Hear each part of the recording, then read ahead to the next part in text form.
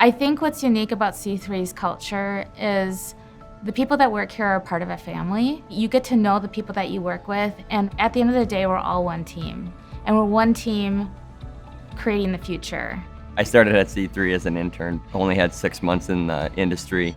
I spent the whole summer working 6 to 6 doing 2D prints. It was a great experience. I learned a lot. I've been here ever since. I am who I am today because of it.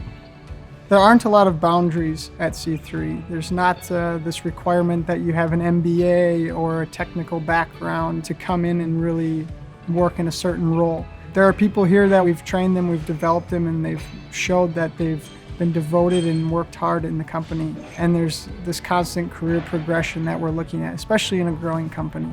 Working with the engineering team is easy. Everyone's hardworking. Everyone takes direction very well. So it makes working with everybody very easy.